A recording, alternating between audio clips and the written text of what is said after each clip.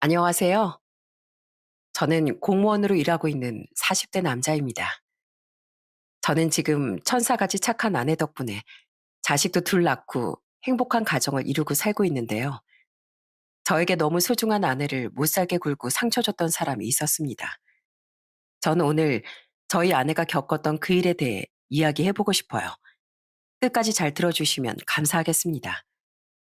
전 어릴 때부터 맞벌이를 하시는 부모님 밑에서 컸습니다. 그러다 보니까 저보다 한 살 많은 저희 누나가 저를 엄청 챙겨줬어요. 겨우 한 살 차이일 뿐인데도 제 밥도 챙겨주고 숙제도 도와주고 정말 어른스러운 누나였답니다. 그러다 보니 자연스레 전 누나랑 엄청 친할 수밖에 없었어요. 그래서 대학에 들어갈 때도 부모님이 투룸을 구해주셔서 거기에서 누나랑 둘이 살게 되었죠. 저희 집은 시골이고 누나와 제가 다니는 대학은 서울이라서 집에서 통학을 할 수 없었거든요. 그런데 어느 날부터 학교 끝나고 집에 온 누나의 표정이 너무 안 좋은 거예요. 입맛 없다면서 밥도 잘 안 먹고 어느 날은 누나 방에서 전화로 막 싸우는 소리가 들리기도 했습니다.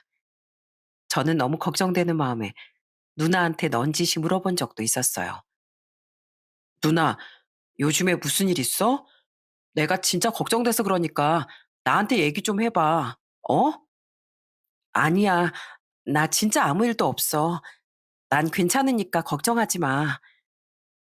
제가 아무리 물어봐도 대답을 안 해주니까 너무 답답하더라고요. 그러다가 어느 날 누나가 왜 그렇게 힘들어하는지 알게 되는 사건이 있었습니다. 주말에 누나랑 같이 집 앞 편의점에 갔다가 집에 돌아왔는데 저희 집 현관문 앞에 어떤 남자가 서 있는 거예요. 저희 누난 그 남자를 보자마자 깨악 하고 소리를 지르고 그 남잔 저한테 화를 내기 시작하더군요. 아, 영애 네가 왜 나한테 헤어지자고 했나 했더니 다 이놈 때문이었구만. 야, 너 뭐야? 네가 뭔데 우리 영애 집에 같이 들어가? 네가 우리 영애 꼬셔가지고 나랑 헤어지라고 했냐? 전 그제서야 그동안 누나를 힘들게 한 범인이 누군지 알게 되었어요. 그래서 저는 그 남자의 멱살을 잡고 이렇게 얘기했어요. 야, 우리 누나 괴롭힌 사람이 바로 너였구나. 딱 보니까 우리 누나가 너랑 잠깐 만나다가 헤어지자고 했나 본데 헤어지자면 그런 줄 알아야지. 왜 집까지 찾아오고 난리야? 너 오늘 내가 한번 작살내 줄까? 제가 덩치가 좀 큰 편이라 그런지 무섭게 얘기하니까 그 남자가 겁을 먹고 바들바들 떨더군요. 그러더니 남동생인 줄은 몰랐다면서 꽁무니가 빠지게 도망가 버리는 거예요. 나중에 누나한테 들어보니까 누나랑 잠깐 만났던 전 남자친구인데 집착이 너무 심해서 헤어지자고 했더니 맨날 쫓아다니고 괴롭혔다고 하더군요. 그러다가 누나가 안 받아주니까 학교 끝나고 집에 오는 누나의 뒤를 미행해 저희 집 주소까지 알아낸 거였어요. 그 이후에도 전 누나를 지키고 싶은 마음에 한 학기 동안 수업 끝나자마자 누나네 학교로 누나를 데리고 갔습니다. 그리고 주말에도 항상 같이 있으면서 누나를 지켜줬죠. 그러자 한동안 계속 누나 주변을 어슬렁거리던 그놈도 어느새 지쳤는지 떨어져 나가더군요. 저는 저한테 너무 소중한 누나가 그런 일을 당하는 걸 보고 세상에 이렇게 나쁜 놈도 있구나 하는 걸 알게 되었습니다. 그 후 대학을 졸업한 누나는 평범한 직장에 취업을 하게 되었고 저는 공무원 시험에 도전해 합격하게 되었어요. 저희 누나한테 있었던 일을 생각하니까 그런 나쁜 놈들이 더 이상 설치지 않기 위해선 공무원의 역할이 중요하다고 생각했거든요. 그렇게 공무원 생활을 하던 중 저희 누나가 정말 좋은 사람을 만나서 결혼을 하게 되었어요. 매형은 참 마음씨도 넓고 다정한 사람이었는데 딱 봐도 누나가 매형한테 엄청 사랑을 받는 것 같더라고요. 매형, 우리 누나 항상 잘 챙겨줘서 고마워요. 우리 누나가 원래 성격도 조금 소심하고 너무 착하다 보니까 평소에 손해도 많이 보고 사는 성격이거든요. 그런데 매형이 이렇게 옆에서 든든하게 지켜주니까 제가 너무 안심이 되네요. 아유, 나야말로 처남한테 고맙지. 여태까지 처남이 우리 와이프 옆에서 많이 도와주고 지켜줬었다면서 여태까지 처남이 하던 역할 이제부터 내가 할 테니까 처남도 걱정하지 마. 알았지? 그렇게 누나가 매형과 행복한 결혼 생활을 하는 걸 보면서 제 마음도 너무 행복했답니다.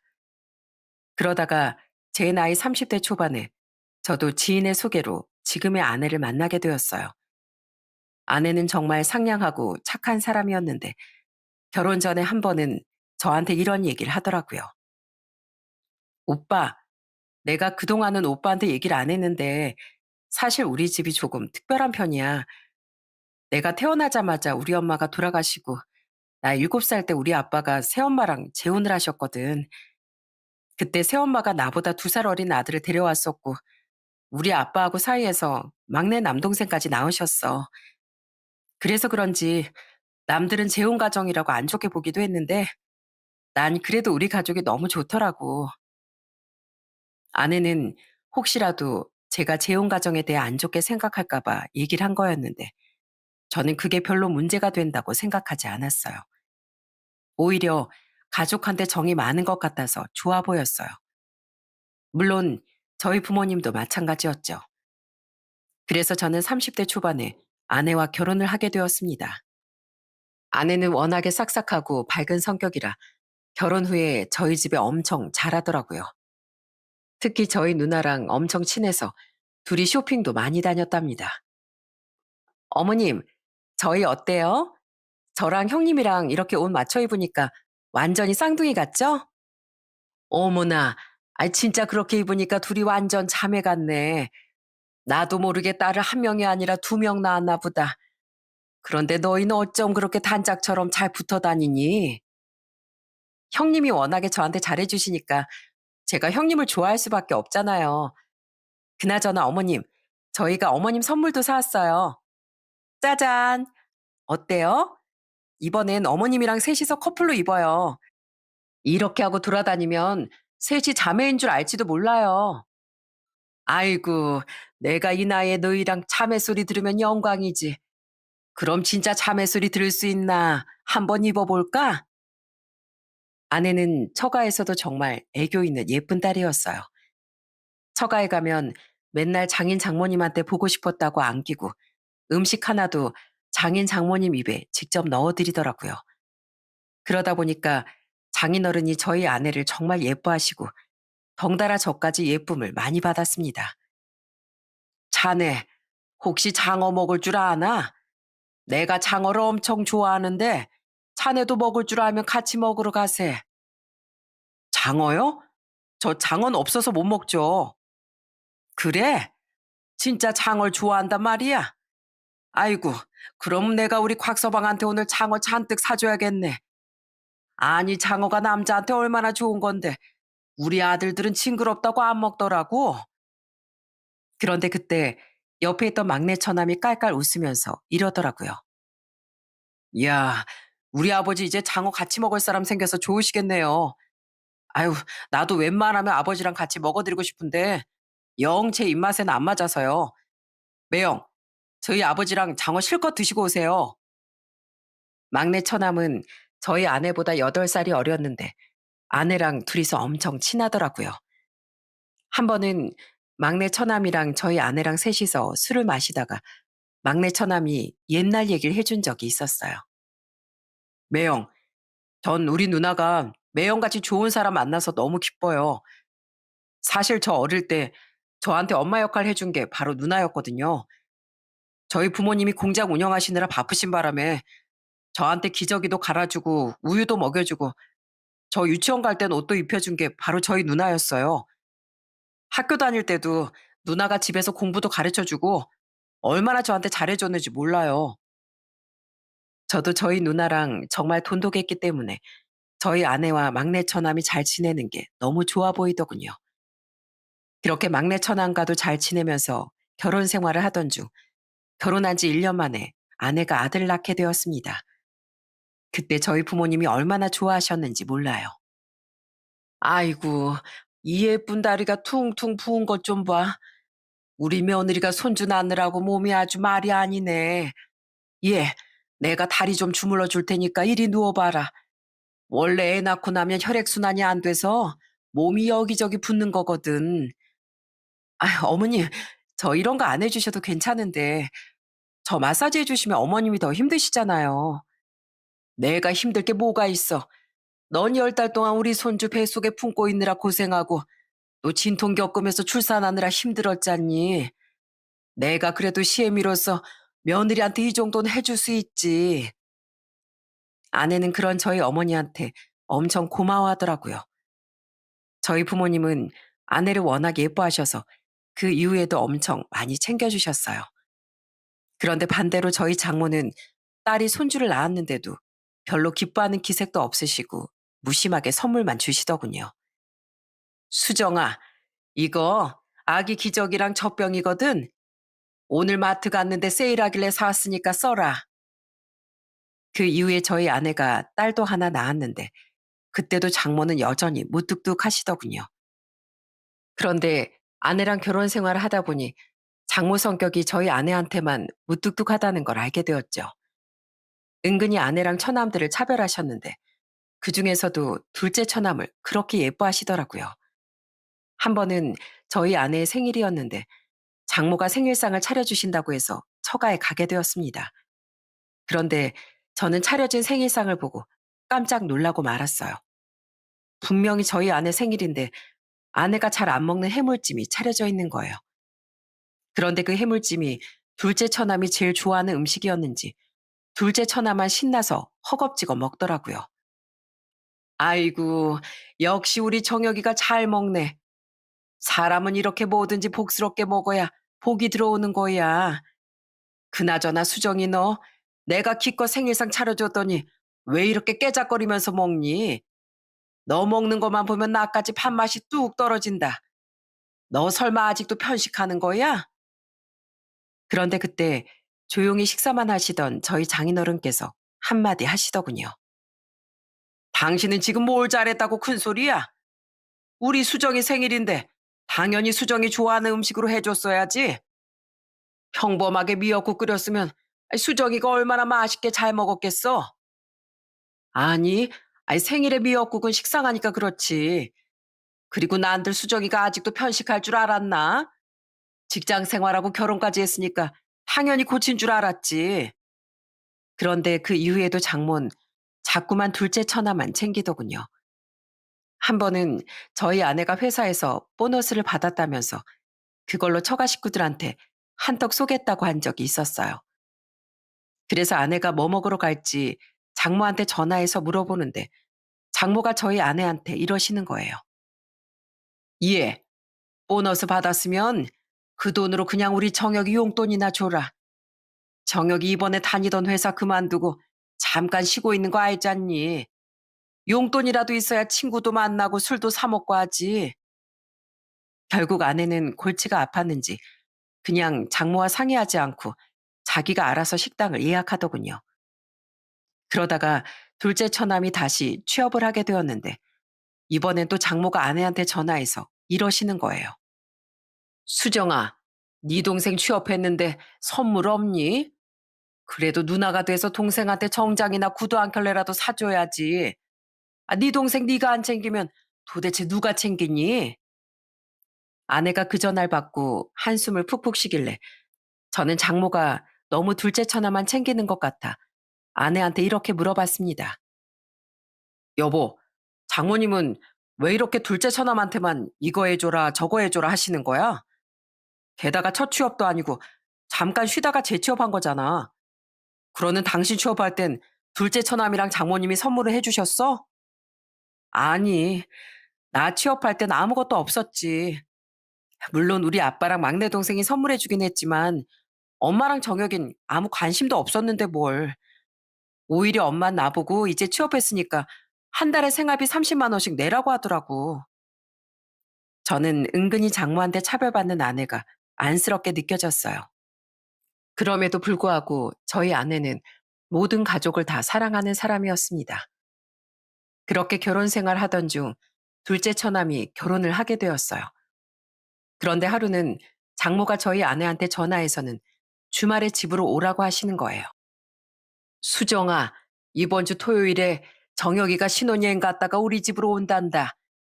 결혼하고 처음 오는데 맛있는 거라도 해줘야 되지 않겠니? 나 혼잔 힘드니까 네가 와서 좀 도와주렴. 그렇게 저희 부부는 아침 일찍 가서 음식 준비를 했습니다. 옆에서 막내 처남도 많이 도와주더라고요. 그런데 그날 처남댁이 신혼여행에서 사온 가방을 장모한테 선물했는데 장모가 팔짝팔짝 뛰면서 엄청 좋아하시더라고요. 어머, 어쩜 이렇게 나한테 딱 잘 어울리는 걸 사왔니? 나 이번에 모임 있는데 이 가방 꼭 메고 가야겠다. 가서 우리 며느리가 사왔다고 아주 자랑을 잔뜩 하고 와야겠어. 사실 저희도 신혼여행 갔다 와서 똑같이 가방을 사다 드렸는데 그때는 장모가 저렇게까지 좋아하시진 않았거든요. 딸보다 며느리가 더 예쁜 건지 반응이 달라도 너무 달라서 저까지 섭섭했습니다. 그런데 그 이후에도 장모는 계속 처남댁한테만 엄청 잘해주시는 거예요.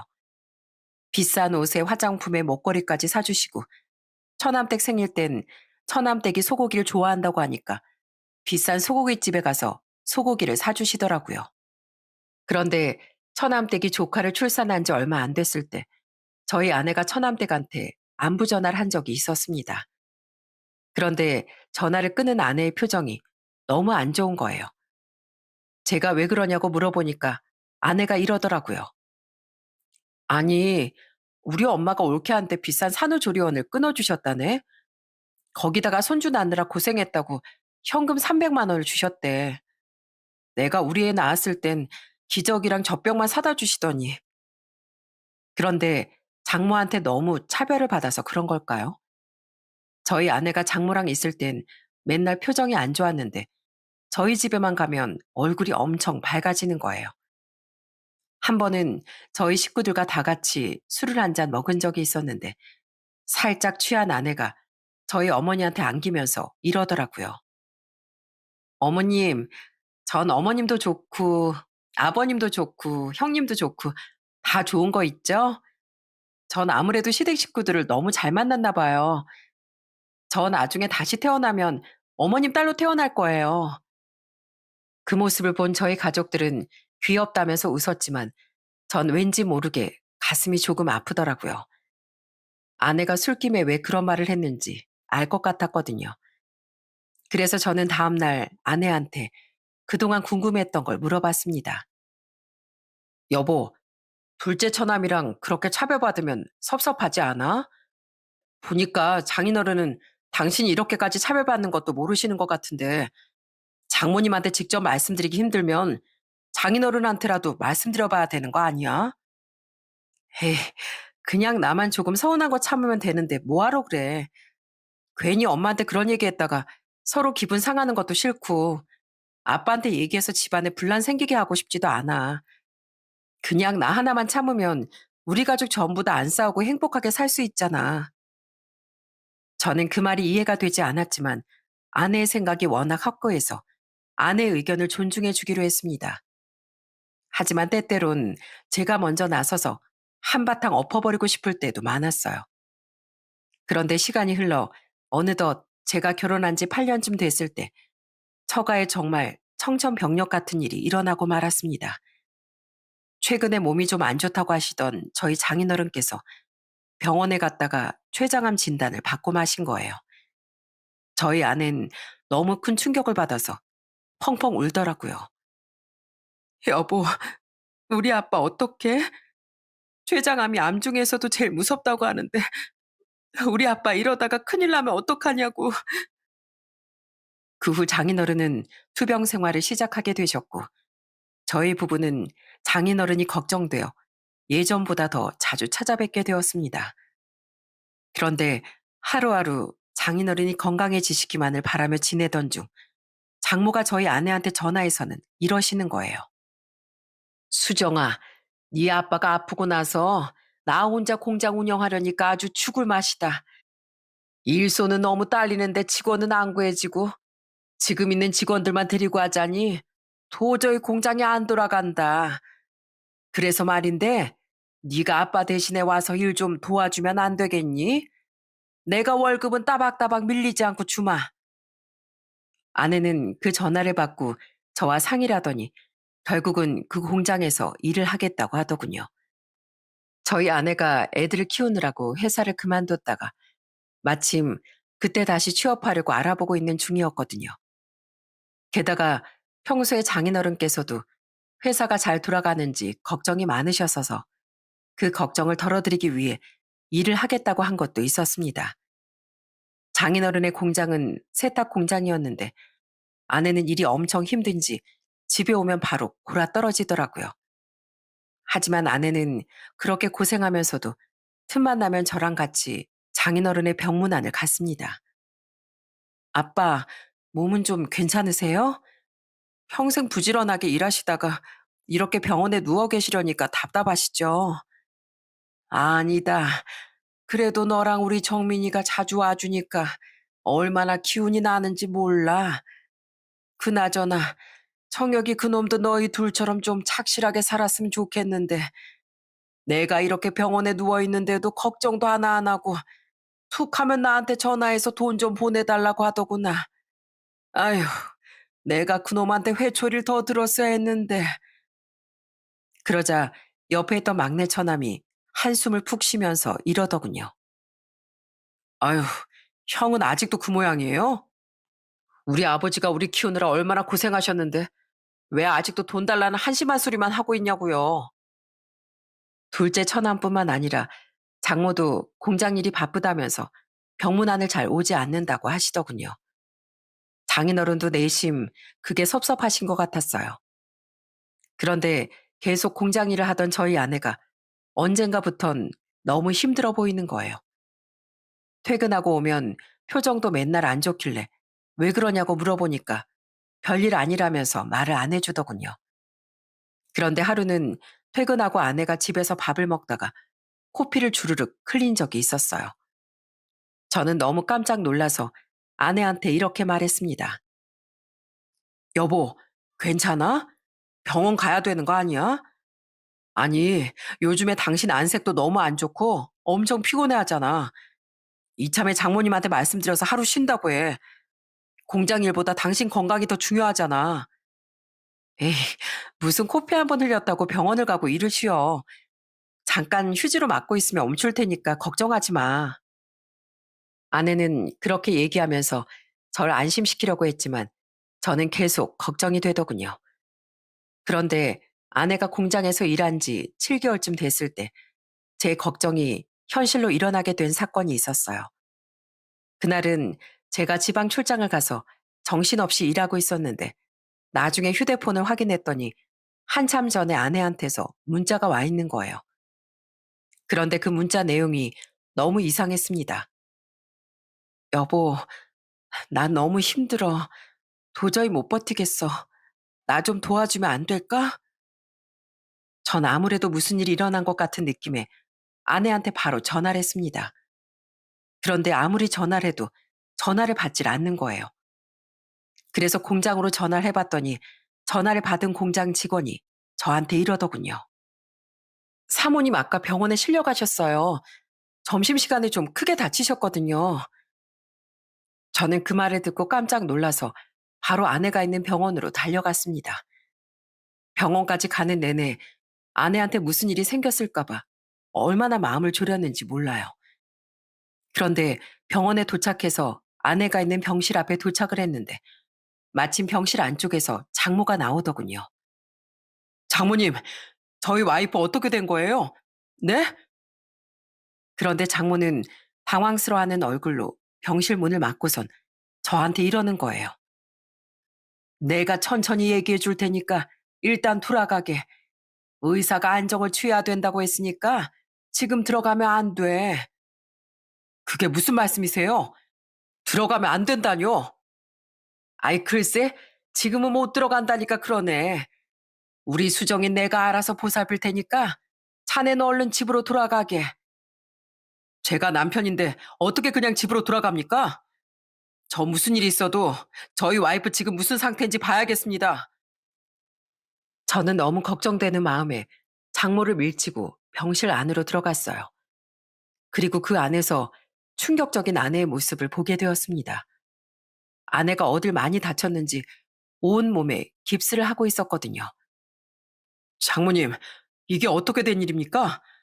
도대체 어디서 어떻게 다쳤길래 이 사람이 이런 꼴을 하고 누워있는 거냐고요? 제가 그렇게 묻자 장모가 울먹거리면서 저한테 이러시더군요. 아니, 아까 점심시간에 밥 먹으러 가려고 하는데 갑자기 계단 쪽에서 쿵 하는 소리가 나는 거야. 그래서 급하게 달려가 보니까 우리 수정이가 바닥에 누워있지 뭔가. 내가 그걸 보고 얼마나 가슴이 철렁했는지. 뭐라고요? 아니, 멀쩡하던 사람이 갑자기 왜 계단에서 굴러떨어져요? 갑자기 그런 일이 왜 일어나냐고요? 그게 글쎄, 병원에 실려오고 나서 보니까 맹장염이었다지 뭔가. 이 착한 게 아픈데도 꾹 참다가 그렇게 됐나 봐. 곽서방, 우리 수정이 안쓰러워서 어떡하나. 저 역시도 아픈 걸 참다가 이런 사고가 났다는 얘기를 듣고 너무 가슴이 아프더라고요. 그래서 아내의 옆을 지키고 있었는데 어느새 정신을 차린 아내가 저한테 둘이서만 할 말이 있다는 거예요. 그래서 저는 장모님한테 제가 아내 옆에 있을 테니 집에 가서 쉬시라고 했습니다. 장모는 왠지 모르게 가기 싫어하는 것 같았지만 제가 완강하게 얘기하니까 어쩔 수 없이 가시긴 하더라고요. 그런데 장모가 집에 돌아간 후 전 아내의 입에서 정말 충격적인 얘기를 듣고 말았습니다. 여보, 나 진짜 못 살겠어. 내가 그래도 여태까지 날 키워준 엄마니까 참아보려고 했는데 이제 더 이상은 못 참겠단 말이야. 제가 그게 무슨 소리냐고 묻자 아낸 저한테 이런 얘기를 하더군요. 사실 그동안 공장에서 일하면서 엄마가 나한테 너무 함부로 하더라고. 빨리빨리 안 한다고 맨날 소리를 지르고 직원들 앞에서 날 무시하고 깔보고 정말 하루하루가 너무 힘들었어. 점심시간에도 내가 먹는 밥값은 아깝다면서 내 것만 제일 싼 걸로 시켜주는 거야. 어쩔 땐 다 같이 중국집에서 짜장면을 시켜 먹었는데 나더러 글쎄 서비스로 온 군만두만 먹으라고 한 적도 있었어. 한 번은 내가 너무 섭섭해서 대든 적도 있었는데 남의 자식 이만큼 키워줬는데 뭘 더 바라냐면서 나한테 막 막말을 하는 거 있지?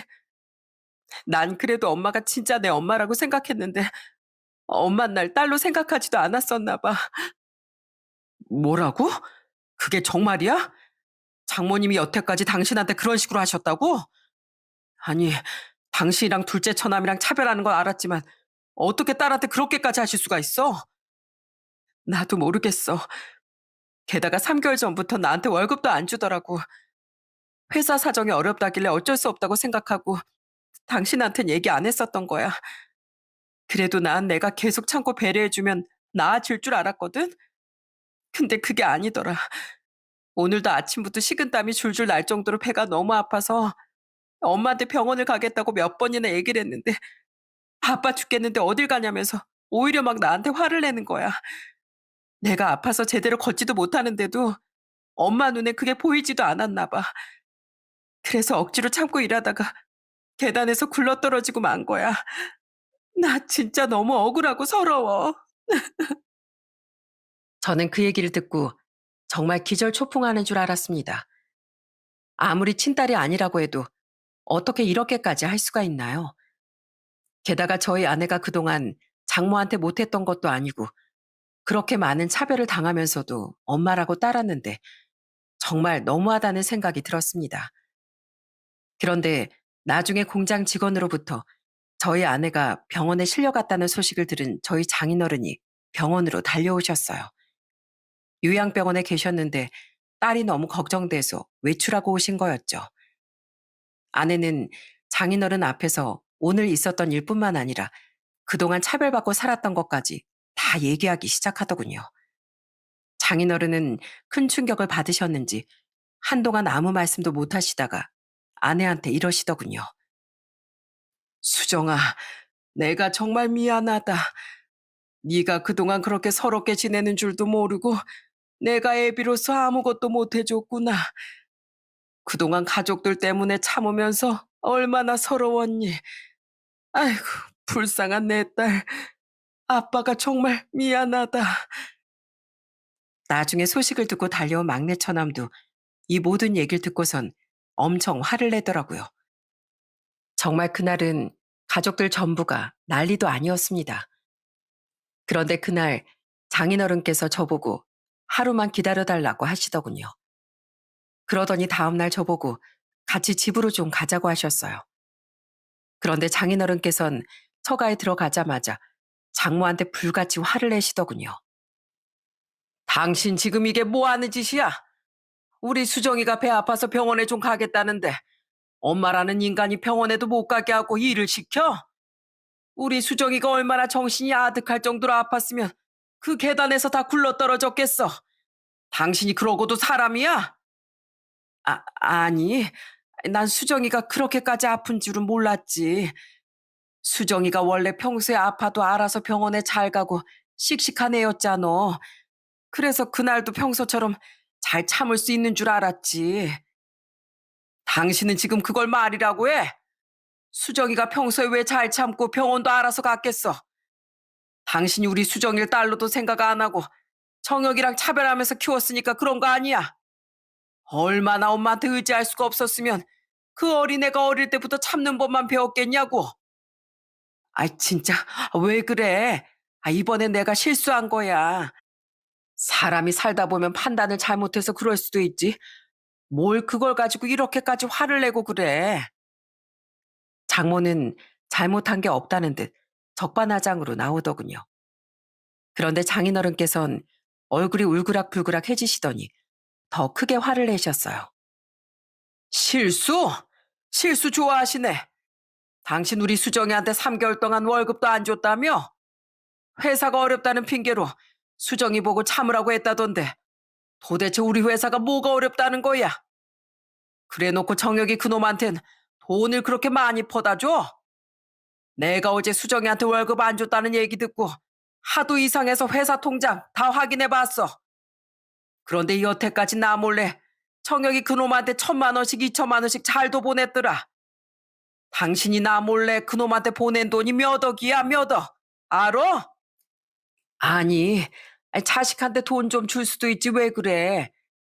우리 정혁이가 원래 다니던 회사 그만두고 사업을 하고 싶다잖아. 부모로서 아들이 사업하고 싶다는데 좀 보태줄 수도 있는 거 아니야? 그래서 우리 정혁이한테 돈을 좀 보내줬더니 월급 줄 돈이 모자라는 걸 어떡해. 그래도 내가 다른 직원들한테 다 월급 줬어. 수정인 내가 물어보니까 괜찮다고 하길래 몇 달만 좀 참으라고 얘기한 거야. 뭐라고? 당신 진짜 미쳤구나. 내가 당신 믿고 회사 통장 맡겼더니만 이딴 식으로 한다 이거야? 그리고 지 엄마를 돕겠다고 공장에서 힘들게 일하는 우리 수정이한텐 월급 한 푼 안 주고 맨날 일하기 싫다고 띵가띵가 노는 정혁이 그놈한테 돈을 왜 보내줘? 사업을 하고 싶으면 지 돈으로 해야지. 당신이 뭔데 회사 돈을 마음대로 정혁이한테 주냔 말이야? 저는 그 얘기를 듣고 정말 눈이 돌아버리더군요. 저는 둘째 처남이 회사를 그만두고 사업을 하는 것도 몰랐는데 둘째 처남한텐 몇 억이나 되는 돈을 주면서 저희 와이프한텐 월급도 안 주고 그런 취급을 했다는 게 너무 화가 났어요. 그 와중에도 혼자 다 참으면서 희생했던 저희 와이프를 생각하니 도저히 가만히 있을 수가 없어서 장모한테 화를 내고 말았습니다. 장모님, 진짜 너무하시네요. 저희 와이프는 그렇게 차별받으면서도 가족들 간에 분란 생기는 게 싫어서 혼자 다 참으려고 했던 사람이에요. 장모님이 힘드시다고 해서 공장 일도 기꺼이 하겠다고 했는데 잘해주지 못할 망정 어떻게 사람한테 그런 대우를 해요? 공장에서도 먹을 것 가지고 차별하고 직원들 앞에서도 맨날 무시하고 깔보셨다면서요? 아무리 남이어도 그렇게까지는 안 하는데 어떻게 딸한테 그럴 수가 있냐고요? 아니, 내가 언제 수정일 먹을 걸로 차별하고 깔봤다고 그래. 자네 지금 없는 말 지어내는 건가? 없는 말 지어낸 거 아니고요. 제가 저희 와이프한테 직접 다 들은 얘기입니다. 저희 와이프 절대로 거짓말 안 하는 사람인 거 아시죠? 아무리 불공평한 대우받아도 매번 참는 사람이 얼마나 서럽고 힘들었으면 저한테 울면서 하소연까지 했겠어요? 아유, 진짜 아니라니까 그러네. 수정이가 나한테 억하심정이 있어서 거짓말하는 거야. 자네 내가 그렇게 나쁜 사람인 줄 아나? 거짓말하는 거라고요? 그럼 진짜 거짓말인지 아닌지 한번 확인해 볼까요? 장모님, 제가 무슨 일 하는지 아시죠? 저 검찰 조사관입니다. 피의자들 신문하고 증거 수집하고 조사하는 게 제 업무인데 한번 제 실력 좀 제대로 발휘해 볼까요? 제가 확실하게 조사하고 나서도 저희 와이프가 거짓말하는 거라고 말씀하실 수 있겠어요? 사실 제 직업이 공무원 중에서도 검찰 보조에서 일하는 검찰 조사관이었거든요. 그런데 제가 그렇게 얘기하자 장모가 얼굴이 새파랗게 질려서는 이러시더라고요. 뭐야, 자네 지금 나 협박하는 건가?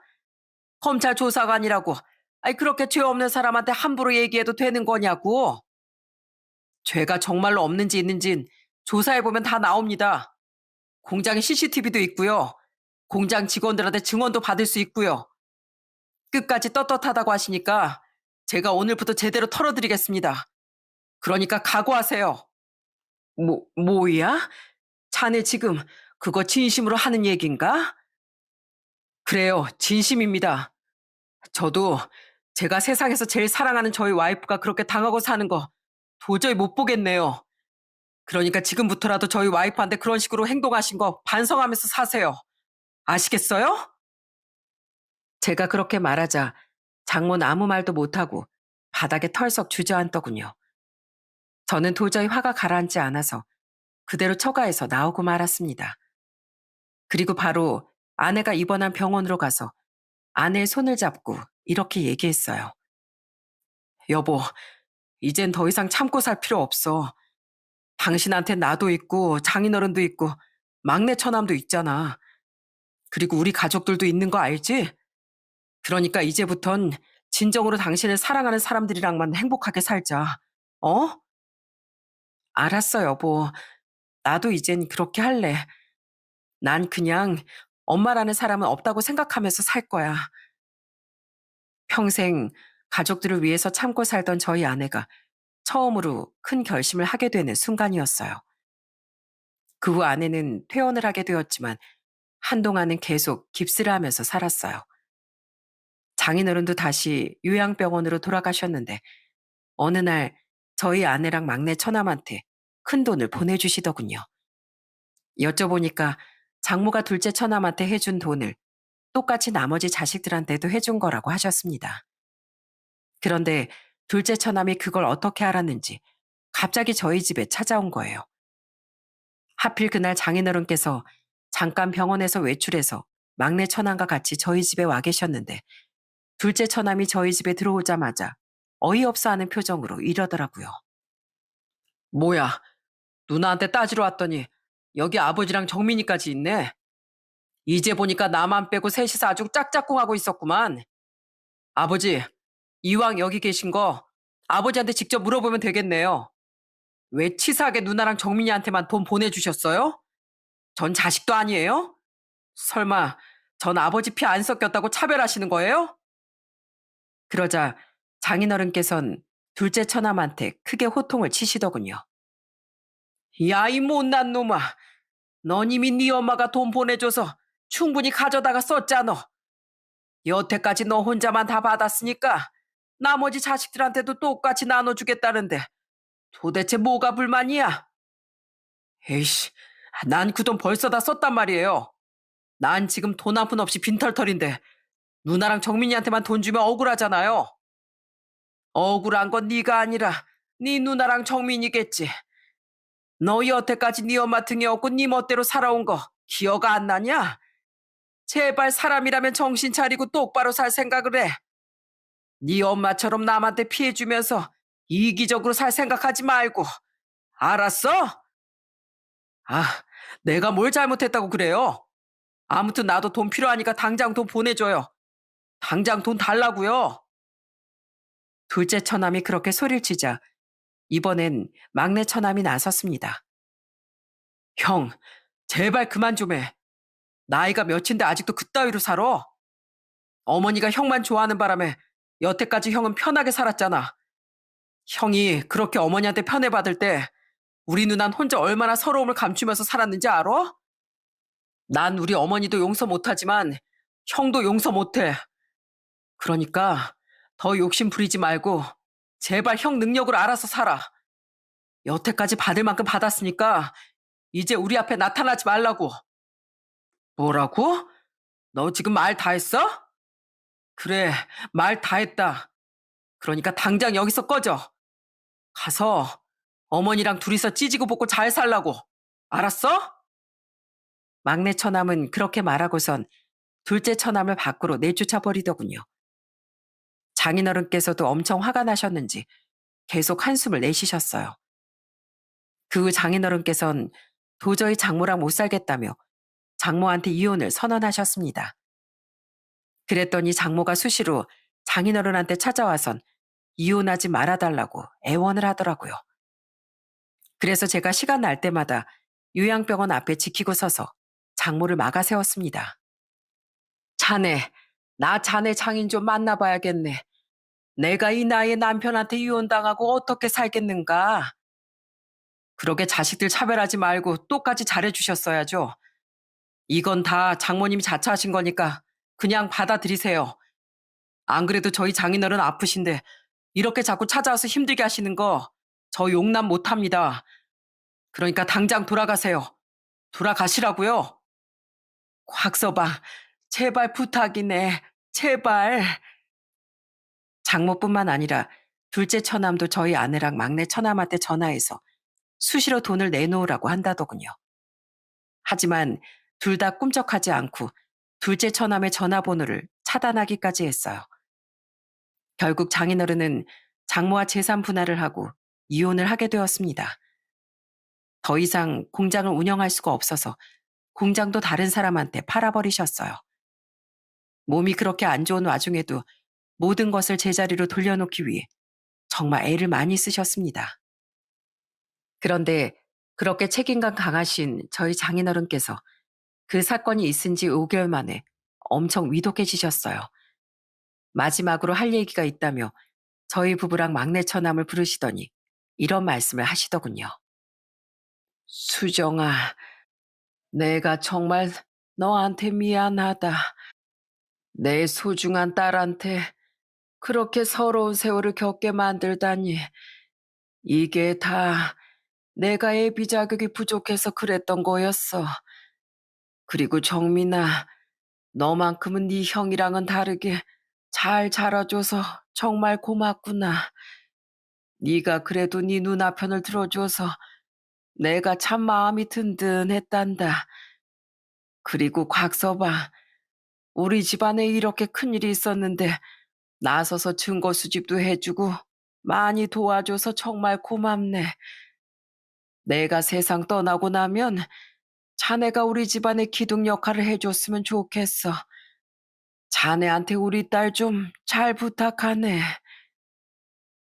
그날 저희 부부랑 막내 처남은 가슴이 아파서 얼마나 많이 울었는지 모릅니다.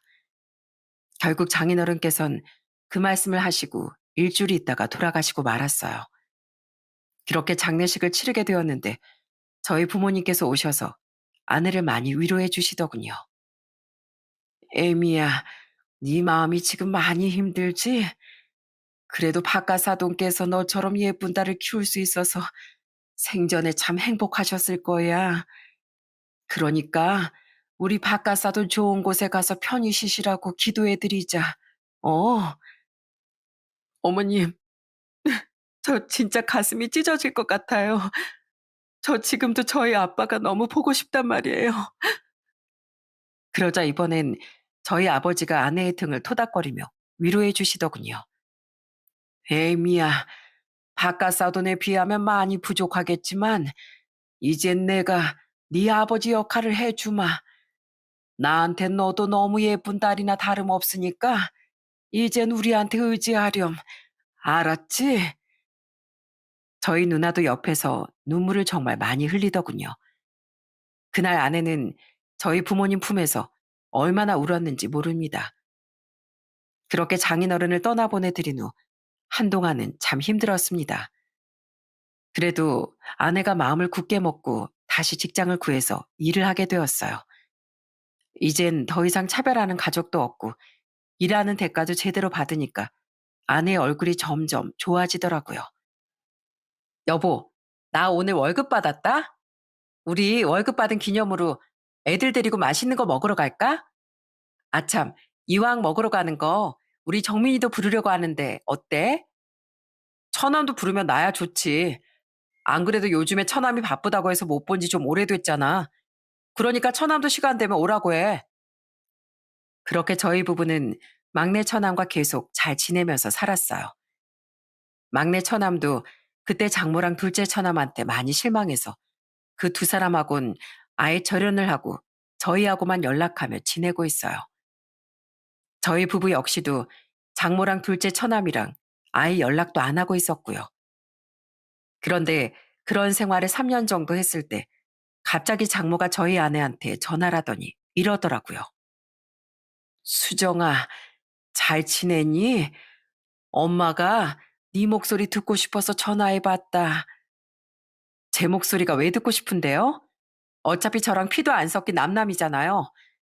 여태까지 남 취급해놓고 이제 와서 제 목소리 듣고 싶다는 게 말이 된다고 생각하세요? 미안하다. 내가 그땐 우리 정혁이를 너무 예뻐하다 보니까 나도 모르게 너한테 너무 서운하게 했던 것 같구나. 그런데 지금 생각해보니까 나한테 너밖에 없는 것 같아. 나 지금 네 아빠한테서 재산 분할 받은 것도 정혁이 그놈한테 다 뺏기고 원룸에서 쓸쓸하게 혼자 지내고 있는데 명절 때도 정혁이 그놈은 찾아오지도 않고 며느리라는 애는 내 전화도 받지 않더구나. 내가 정혁이 잘못 키워서 이렇게 됐지만 그래도 너만큼은 나한테 정말 잘해줬었잖니. 그래서 말인데 이젠 날 용서하고 날 보러 와주면 안 되겠니? 말도 안 되는 소리 하지 마세요. 제가 그 오랜 세월 동안 당신한테 딸로 인정받고 싶어서 얼마나 노력을 많이 했는 줄 알아요? 그런데도 날 남의 집 자식 취급하면서 차별이나 했잖아요. 솔직히 지금 제가 이렇게 전화 받는 것도 감지덕지인 줄 아세요. 그런데요, 저 이제 이 전화가 마지막이거든요. 다음부턴 전화해도 절대 받을 일 없으니까 그런 줄 아세요. 다신 전화하지 마시라고요. 뭐라고? 수정아, 수정아. 장모가 계속 애원했지만 아내는 눈 하나 깜빡 안 하고 전화를 끊어버렸어요. 저는 그런 아내의 어깨를 따뜻하게 안아줬답니다. 나중에 이 소식을 알게 된 막내 처남도 아내한테 이러더라고요. 누나, 진짜 잘했어. 그런 사람 연락은 절대 받아주지 마. 나도 앞으로 엄마랑 형은 절대 안 보고 살 거니까 그 사람들 신경 쓰지 말고 우리끼리 잘 살자. 알았지? 그렇게 저희 아내는 그 서러웠던 세월들을 끊어내고 지금은 많이 웃으면서 잘 살고 있답니다. 얼마 전에 막내 처남이 결혼할 여자를 데려왔는데 너무 잘 어울리고 좋더라고요. 막내 처남이 돌아가신 장인어른 대신 저와 아내 보고 결혼식 때 혼주석에 앉아달라고 해서 그렇게 할 생각이랍니다. 옛말에 낳은 정보다 키운 정이 더 크다는 말이 있죠. 그런데 저는 이번에 그 말이 꼭 맞는 건 아닐 수도 있겠구나 하는 생각을 하게 되었습니다. 저희 장모라는 사람은 한 번도 제 아내를 자식으로 생각하지 않으셨으니까요. 그 어린 것이 엄마의 사랑을 받고 싶어서 참고 참는 게 눈에 분명히 보였을 텐데도 어떻게 그렇게 매정하게 하실 수가 있는지 아직도 이해가 되지 않습니다. 저는 제 아내가 살면서 받아왔을 상처들을 제가 따뜻하게 보듬어주고 치유해주고 싶어요.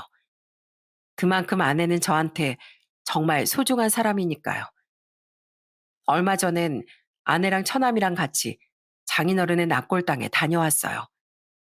거기에 가서도 장인어른이 돌아가시기 전에 저한테 부탁하셨던 것처럼 제가 이 집안의 기둥이 되겠다고 다짐하고 왔습니다. 앞으론 절대 저희 아내 눈에 눈물 흘리게 하는 일 없게 만들 겁니다. 여러분, 그럼 전 이만 제 사연을 마치도록 하겠습니다. 끝까지 들어주셔서 정말 감사합니다. 오늘도 다들 행복한 하루 보내시길 바랄게요.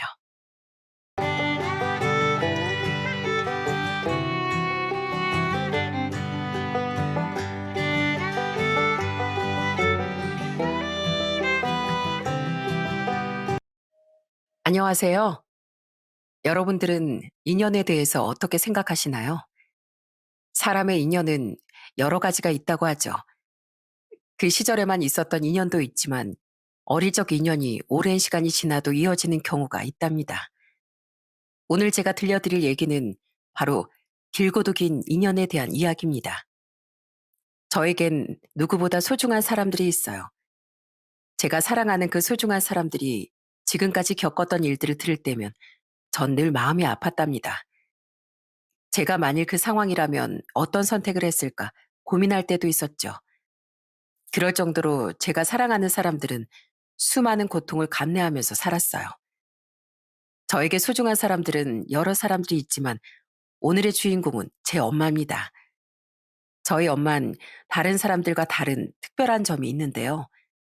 바로 두 다리가 없다는 겁니다. 제가 태어나고 2살 때 불의의 사고로 다리를 잃으셨죠. 엄마도 행복한 미래를 꿈꾸며 열심히 일을 했던 시절이 있었어요. 제가 태어나고 나서 엄만 생계를 위해 외할머니에게 절 맡기고 아빠 맞벌이를 하셨습니다. 가난한 살림에 어쩔 수 없는 선택이었지만 정말 열심히 일을 하셨어요. 그러다 공장에 화재가 나면서 3층 공장에서 뛰어내리셨다 다리를 잃게 되셨던 거죠. 그때 엄마의 나이가 25살이었습니다. 다리를 절단하고선 엄만 모든 걸 포기하고 자포자기하는 심정으로 살았어요. 그동안 알고 있었던 모든 인연을 끊고 아빤 새로운 시작을 위해 저와 엄마를 데리고 서울로 상경하셨어요. 그렇게 서울로 상경한 지도 벌써 30년이 지났네요. 제 기억 속 엄만 10살 때까지 항상 자리에 누워 계셨어요. 기운 없이 하루 종일 누워 계시다 아빠가 퇴근하고 와서야 겨우 밥을 드셨죠. 그땐 아빠에게 철없이 투정을 부릴 때도 있었어요. 아빠, 엄마 언제 일어나? 하루 종일 왜 누워만 있어? 다른 엄마들은 일어나서 밥도 챙겨주고 간식도 주는데 엄만 맨날 누워만 있고. 지혜야, 엄마가 지금은 마음이 조금 아파. 근데 금방 다시 돌아올 거야. 아빠랑 지혜랑 옆에서 열심히 엄마 응원해주면 금방 건강해질 거니까 조금만 기다려주자. 지금까지 많이 기다렸는데 엄마 맨날 웃지도 않고 밥도 안 먹잖아. 나 학교 갈 때 인사해도 받아주지도 않고 말이야. 우리 지혜 서운했구나. 엄마가 지금 많이 슬퍼서 그래. 지혜도 슬플 땐 아무것도 생각이 안 나잖아. 그치? 그래도 슬픔은 금방 사라져. 우린 엄마를 사랑하니까 우리가 더 기다려보자. 아빤 절 달래주면서 엄마를 계속해서 지켜보고 기다려주셨어요. 지금도 기억에 남는 일이 바로 아빠가 엄마를 살뜰하게 챙겼던 거랍니다. 아빠도 생계를 책임져야 하니 바쁘게 회사를 다닐 수밖에 없었어요. 그래도 퇴근을 하시고 나면 혼자서 집에 있었을 엄마를 안고서 차에 태우고 항상 드라이브를 가시곤 했죠. 아빤 단 한 번도 엄마 앞에서 웃음을 잃지 않으셨어요. 엄마가 웃어주지 않고 아무런 말을 하지 않아도 다 이해하는 것처럼 혼자서 그렇게 행복하게 얘기를 하시곤 했죠. 그땐 아빠가 왜 저러실까 싶었지만 지금 생각해보면 찢어지는 마음을 숨기고 애써 괜찮은 척하는 아빠의 심정이 느껴져 마음이 참 시리기도 하답니다. 아빤 항상 행복한 미래를 말하셨어요. 여보, 저기 봐. 저기 꽃 피운 거 보여? 당신 저 꽃 좋아했잖아. 전엔 저쪽까지 쫙 꽃이 만발했었는데 올해는 조금만 폈네. 아쉽다. 그치? 다음엔 내가 좋은 곳 알아볼게. 당신 좋아하는 꽃 많이 보게 해줄게. 아빠, 엄마가 꽃을 좋아해? 맨날 보여줘도 엄마 안 좋아하는 것 같은데 한 번도 안 웃잖아. 아니야. 엄마가 얼마나 꽃을 좋아하는데. 엄만 꽃다발보다 저렇게 길가에 핀 꽃들을 엄청 좋아했어. 뒤에도 봐봐. 진짜 예쁘지? 근데 아빤 저 꽃들보다 엄마가 더 예쁘다.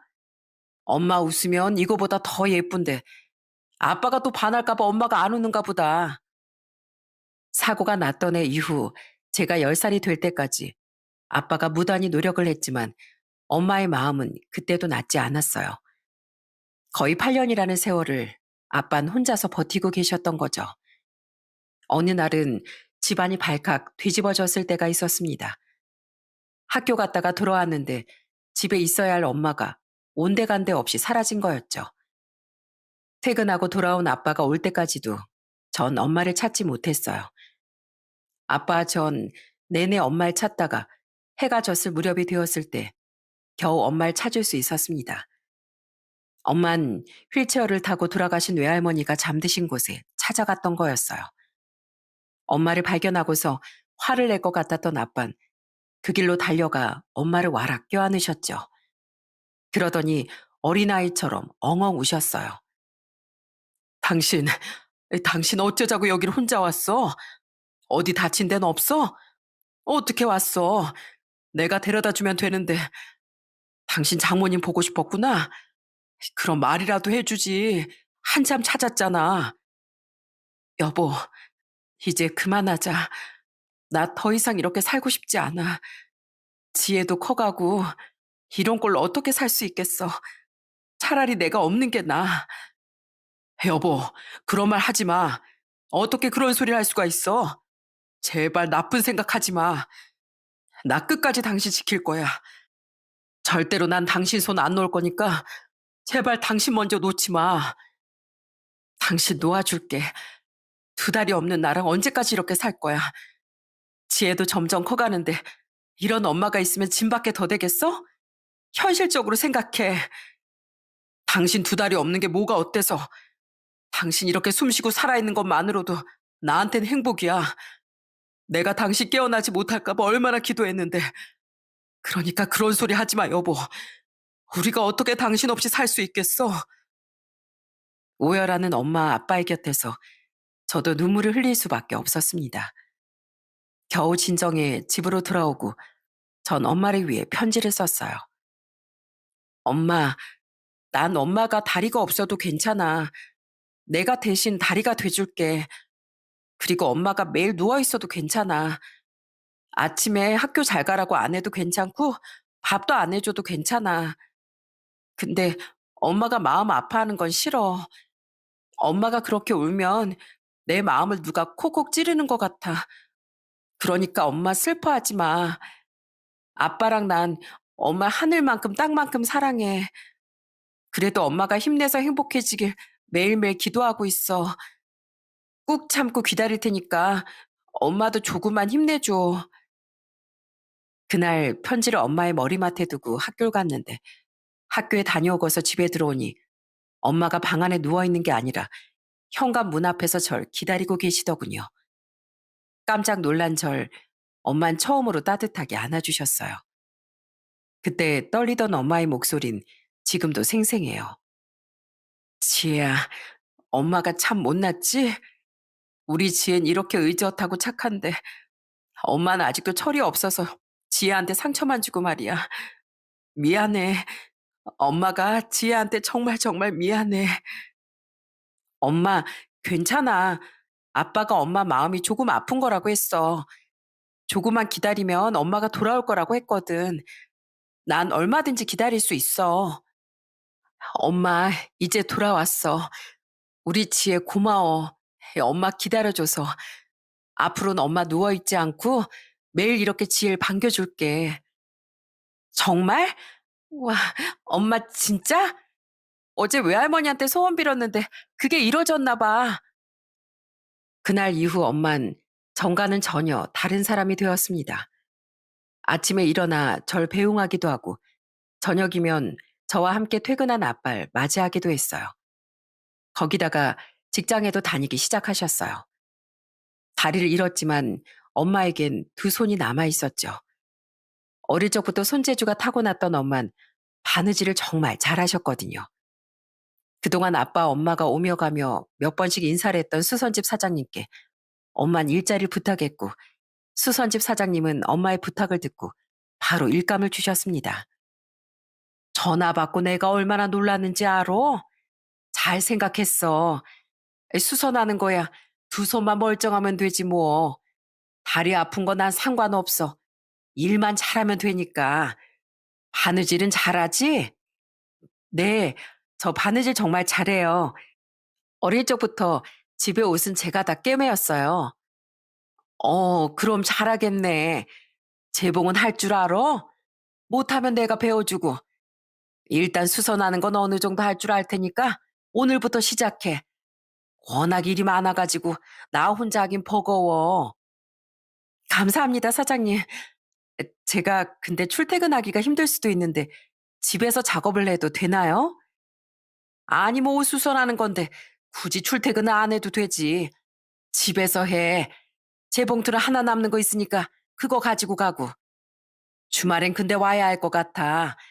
요즘 재봉틀이 좀 다양해가지고 어떻게 하는지 배워야 하니까 딸이랑 같이 해서 오고. 알았지?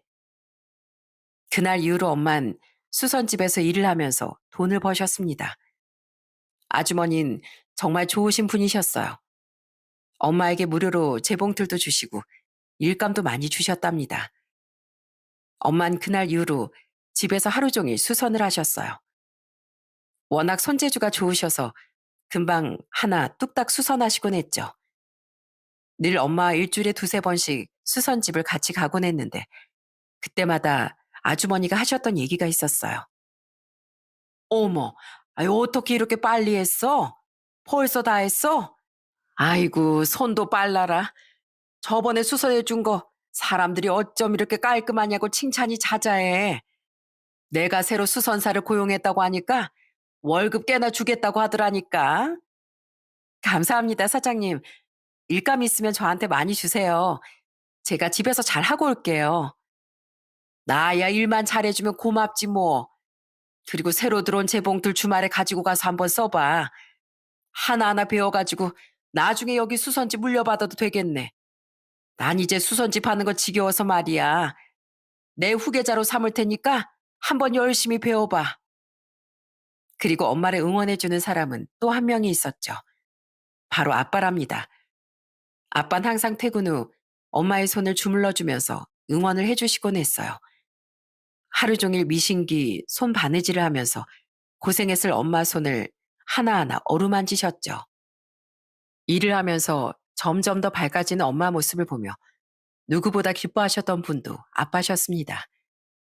엄마의 자수 솜씨가 점점 좋아지면서 아빤 아껴둔 자켓을 엄마에게 내놓기도 하셨어요.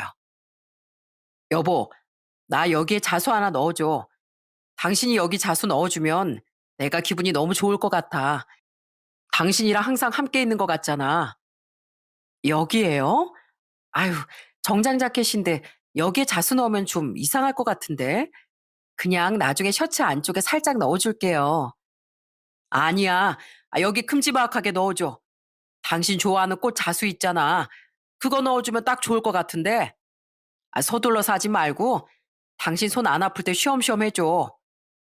아휴, 정장에 자수 넣는 사람이 어딨어요. 다른 사람들이 뭐라고 하면 어쩌려고. 뭐 어때? 사랑하는 아내가 직접 자수 넣어준 거라고 하면 다들 부러워할걸?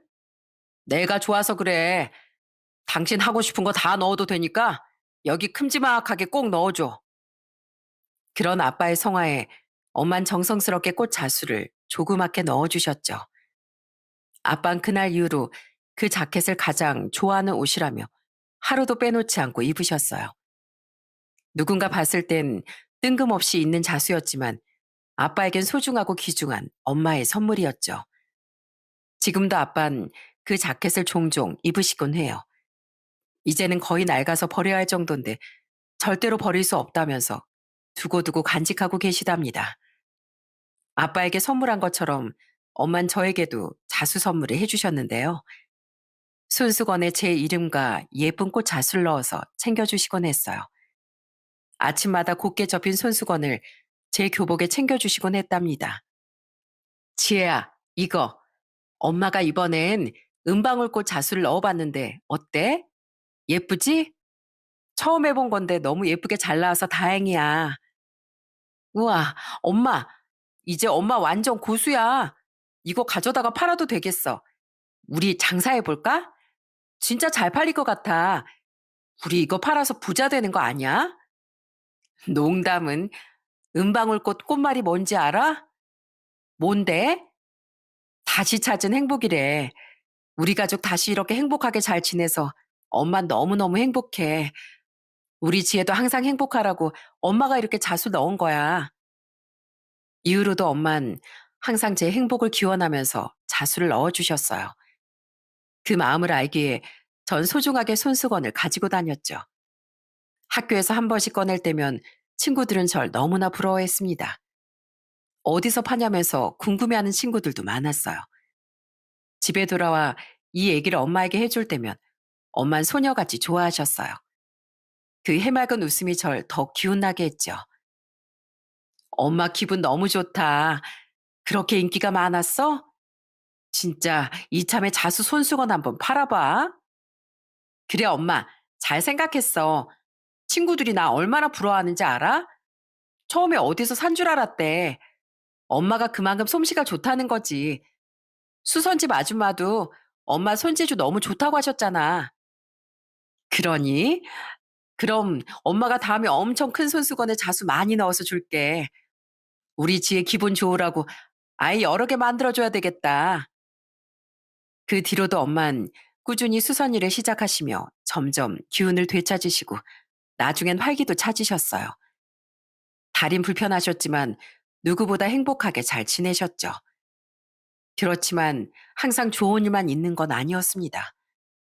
두 다리가 소실된 이후 가끔씩 엄만 절단한 다리 부위에 심한 통증을 겪으시곤 했어요. 아무리 사고 후유증이라고 하지만 곁에서 봤을 때도 무척이나 고통스러워 보였죠. 그럴 때면 저와 아빤 엄마 손을 꼭 붙잡을 수밖에 없었습니다. 진통제를 먹고 나서도 한동안은 괴로워하시기도 했어요. 아빤 그런 엄마를 다정하게 달래셨죠. 여보, 괜찮아. 조금만 참아보자. 진통제도 먹었으니까 금방 괜찮아질 거야. 너무 아프면 내 팔 꼬집어. 당신 팔 말고 내 팔 꼬집어. 난 피부가 튼튼해서 안 아파. 당신은 피부도 연약하잖아. 그러니까 당신 팔 꼬집지 말고 내 팔 잡아. 지혜야, 엄마 손 꽉 잡아드리자. 엄마, 조금만 힘내. 내가 손 잡아줄게. 약 먹었으니까 금방 가라앉을 거야. 엄마 조금만 버텨줘. 여보, 괜찮아. 힘들면 소리 질러도 돼. 당신이 얼마나 힘들겠어. 울어도 되고 소리 질러도 되니까 걱정하지 마. 종종 겪어야 하는 일이었지만 전 다른 것보다 엄마가 힘들어하는 모습이 정말 마음이 아팠어요. 어쩌다 엄마에게 이런 고통이 오게 되었는지 하늘이 원망스러웠죠. 그래도 엄마는 항상 희망의 끈을 놓지 않으셨습니다. 그런 엄마의 모습을 보면서 저와 아빠는 더 힘을 낼 수밖에 없었어요. 엄마가 달라졌다는 걸 제가 실감한 사건이 한 번 크게 있었어요. 고등학교 때 일이었는데 엄마랑 아빠와 함께 시내로 외식을 나간 적이 있었어요. 아마 그때 학교에서 질 나쁜 무리들이 그 모습을 봤던 모양이더라고요. 다음날 학교에 갔더니만 그 애들이 엄마가 장애가 있냐며 비웃으면서 놀리는 듯이 말을 하는 걸 보고 저는 참을 수 없는 분노를 느꼈어요. 그때 무슨 정신이었는지 그 애들한테 달려들어 학교가 한바탕 난리가 나기도 했습니다. 양쪽 부모님들이 다 소환되고 걱정된 엄마도 아빠와 휠체어를 타고 학교로 오셨죠.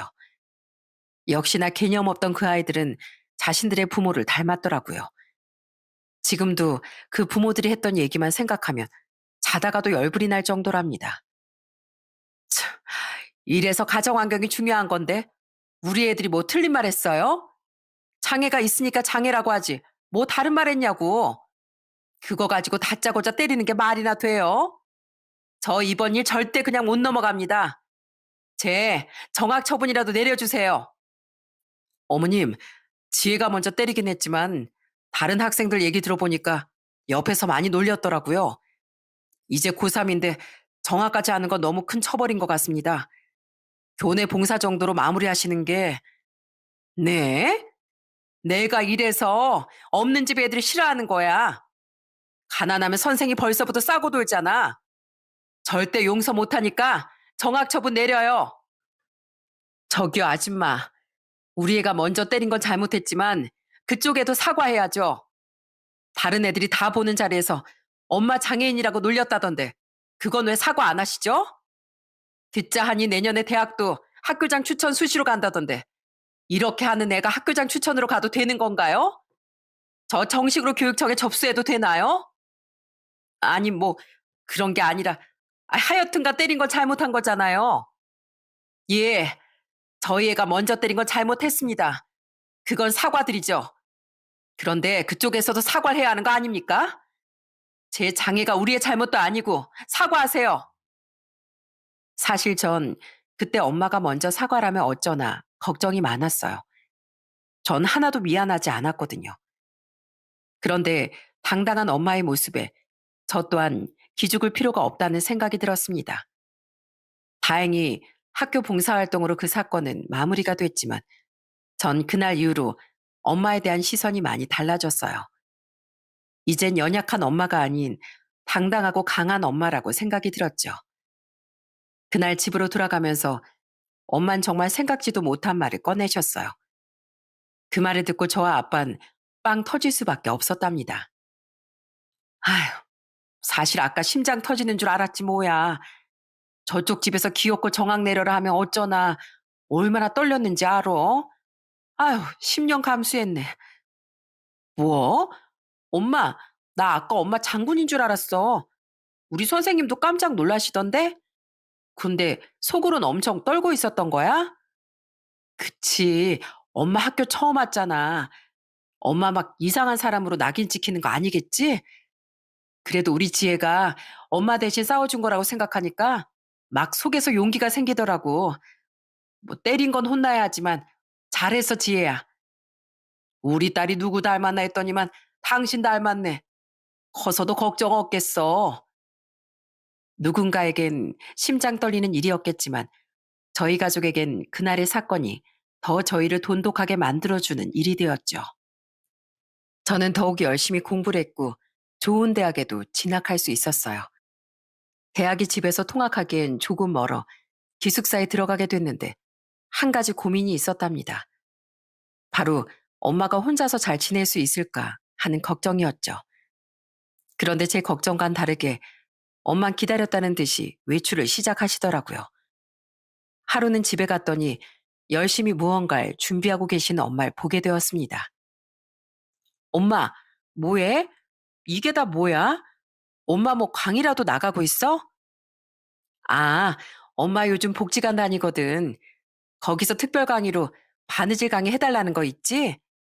그래서 그거 준비하고 있어. 저번에 하니까 사람들이 얼마나 좋아했는지 알아? 엄마 약간 재능이 있는가 봐. 뭐? 엄마 진짜 대단하다. 요즘 복지관 자주 나가나 봐. 강의도 하고 말이야.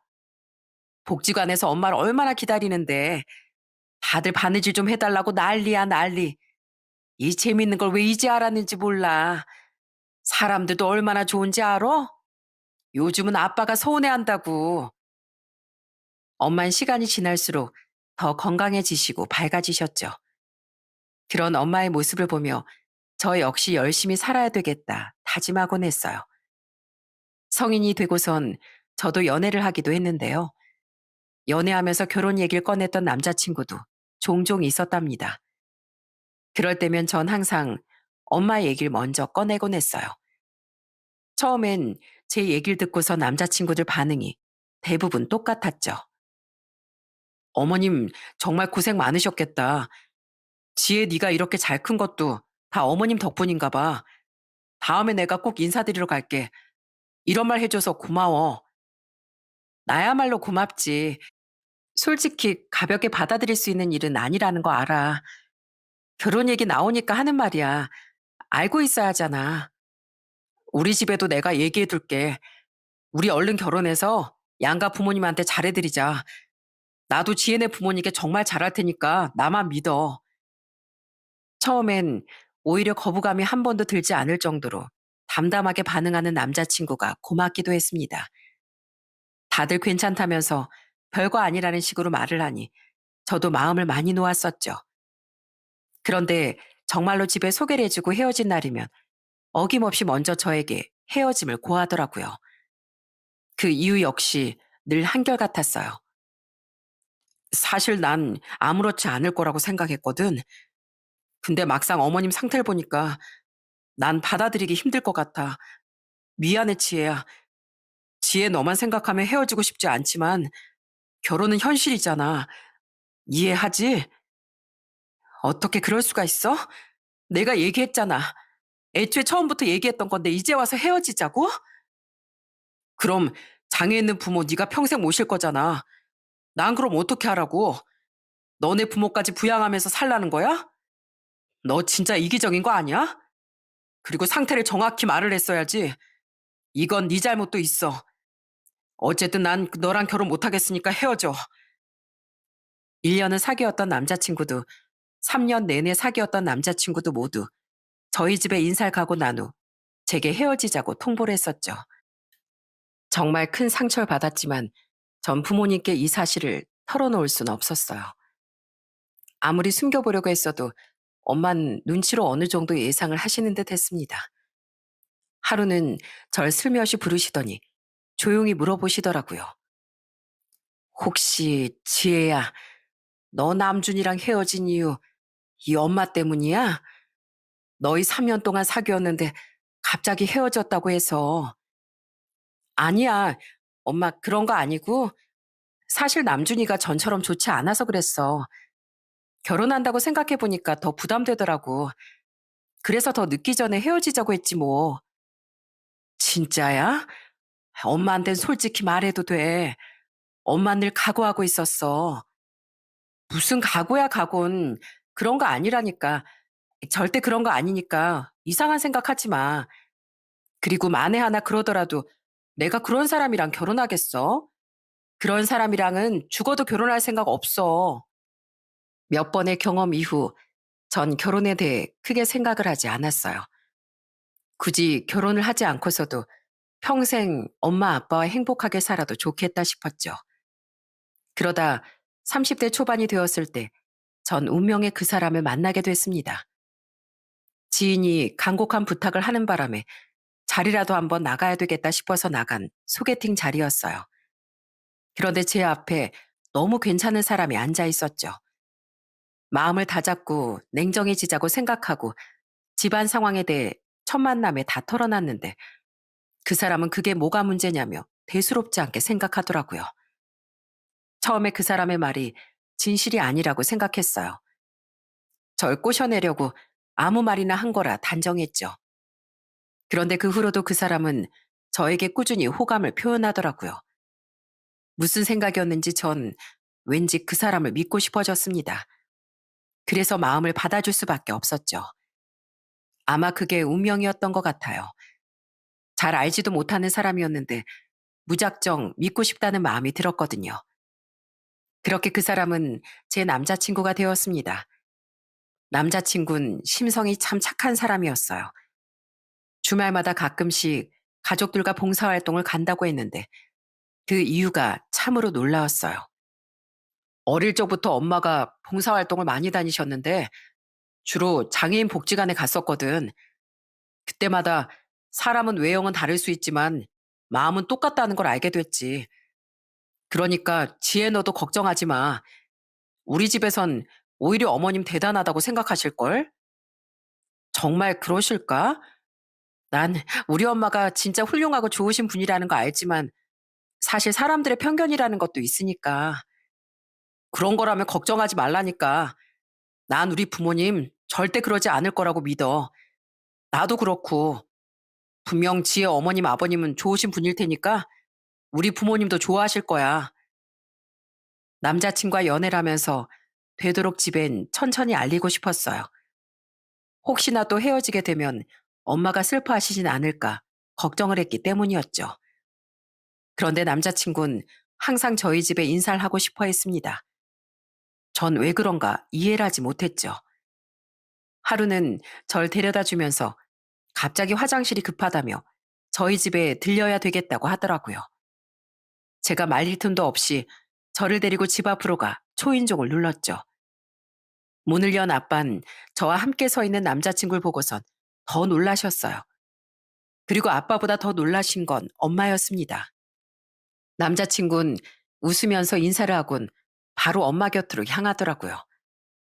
남자친구의 행동에 엄마 아빤 너무나 깜짝 놀라셨죠. 안녕하세요. 저 지혜랑 만나고 있는 강정민이라고 합니다. 어머님, 제가 어머님, 아버님 꼭 만나 뵙고 싶다고 했는데 아무리 애원해도 절 소개해 주지 않아서 이렇게 불쑥 찾아왔습니다.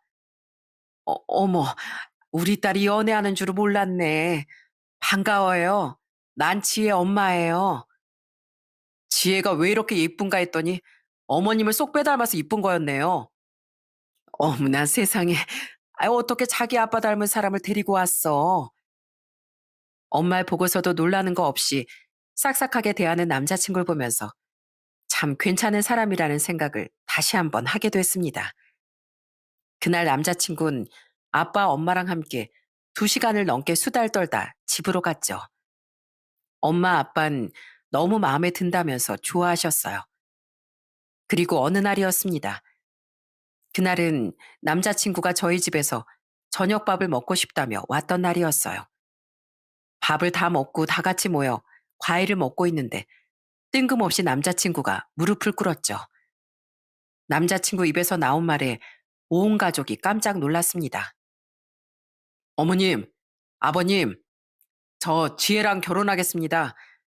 제가 돈이 많은 것도 아니고 부자도 아니지만 지혜 하나만큼은 행복하게 해줄 자신이 있습니다. 꼭 허락해 주세요. 뭐? 결혼하겠다고? 그 말 진심이야? 네, 어머님. 저 지혜랑 결혼하고 싶어요. 먼저 어머님, 아버님 허락받고 싶어서 이렇게 말씀드리는 겁니다. 허락해 주실 거죠? 아유, 당연하지. 우리 정민이라면 당연히 허락해야지. 고마워. 우리 딸이랑 결혼해줘서 너무너무 고마워. 허참. 이렇게 충격적인 고백 받는 건 처음이네. 자네라면 내가 우리 딸 보내줄 수 있지. 자네가 우리 딸 꼭 행복하게 해주게나. 그렇게 프로포즈를 받고 난 후 처음 예비시댁에 인사를 가게 되었어요. 어찌나 긴장이 되던지 추운 날씨에도 전 등이 땀으로 흠뻑 젖을 정도였죠. 초인종을 누르는 그 순간에도 어떻게 해야 하나 머리가 새하얘졌습니다. 종이 울리고 얼마 지나지 않아 환하게 웃으며 누군가가 나왔어요. 바로 예비 시모였습니다. 절 보더니 너무나 반가워하셨어요. 어머나 세상에 반가워요. 난 정민이 엄마예요. 정민이한테 얼마나 얘기를 많이 들었는지 몰라요.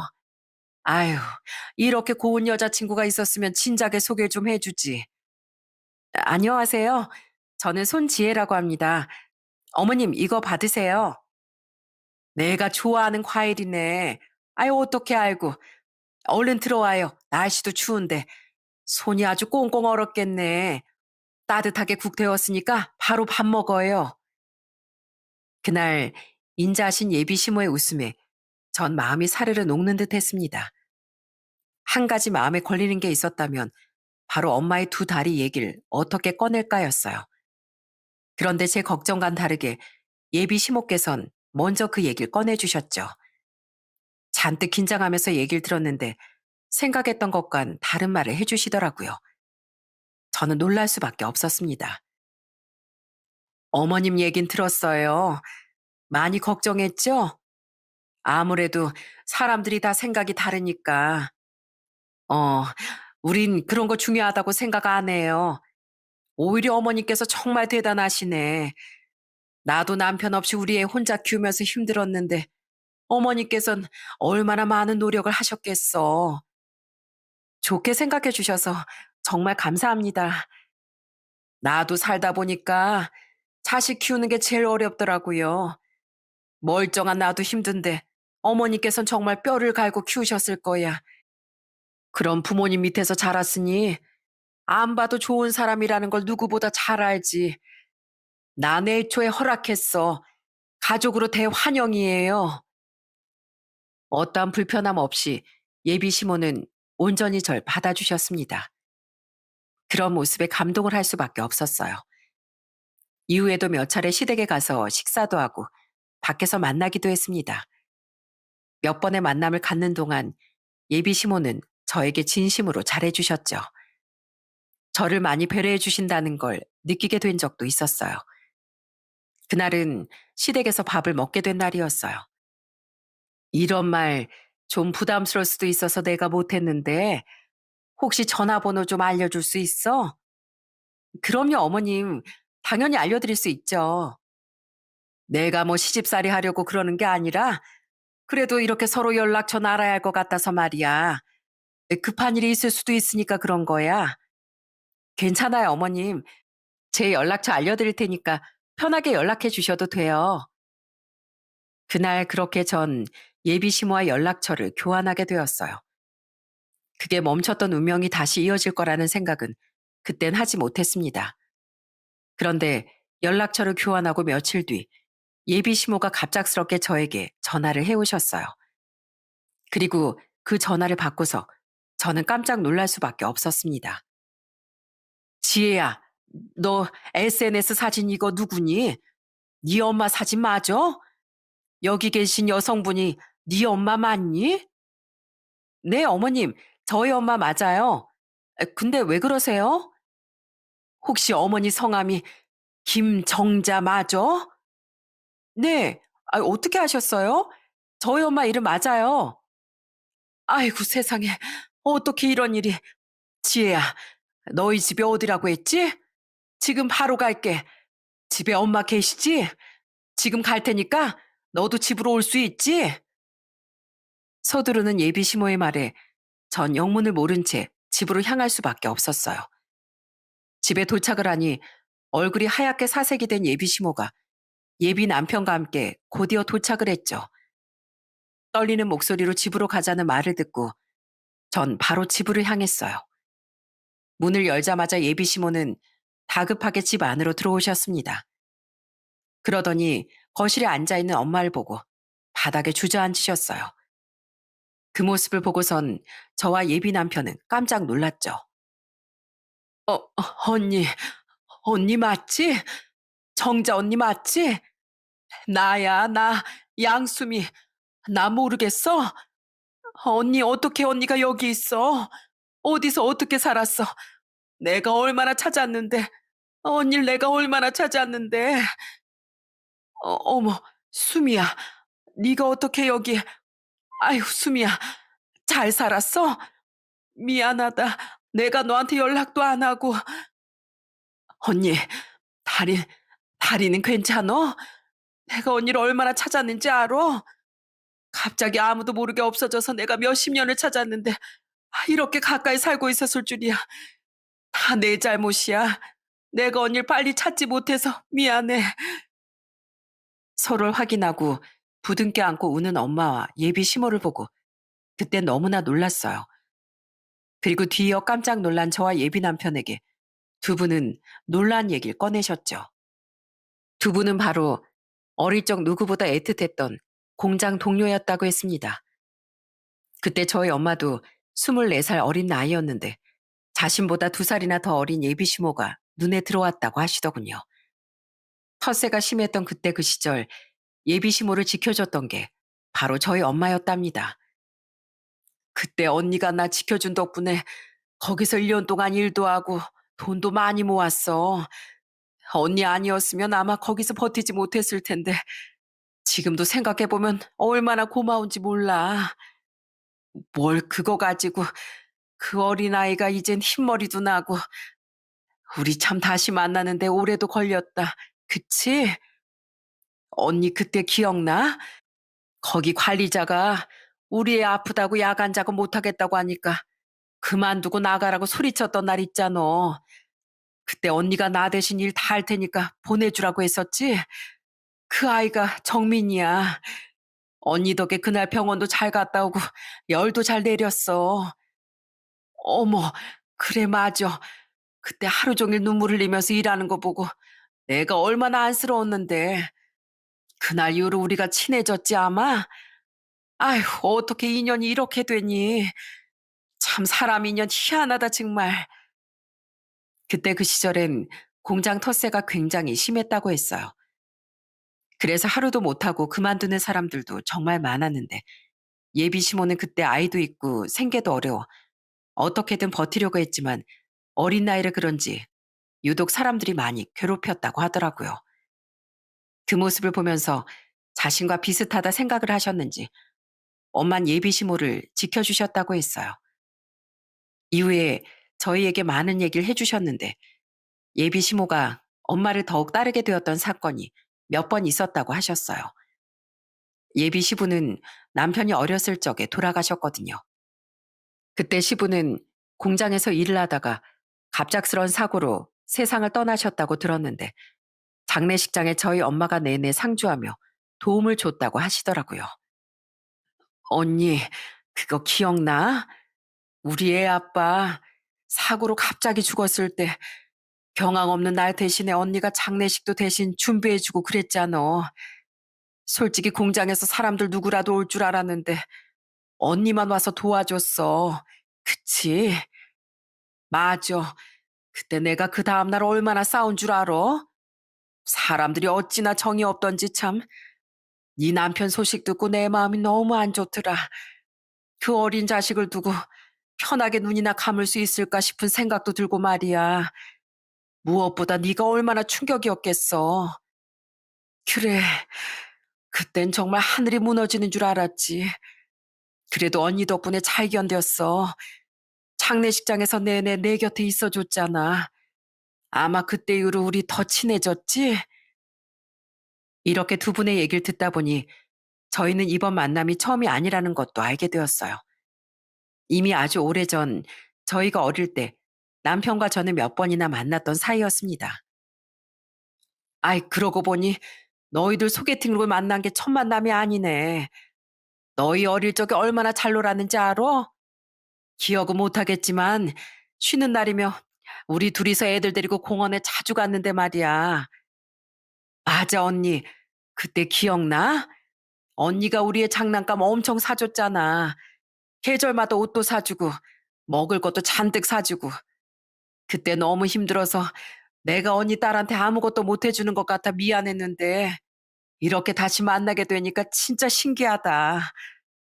그러게 그때 그 꼬마가 이렇게 잘 컸다니 정말 너무 신기하네. 정말 잘 컸다. 잘 키웠어. 다 언니 덕분이지 뭐. 나 진짜 아무것도 모르는 어린애였잖아.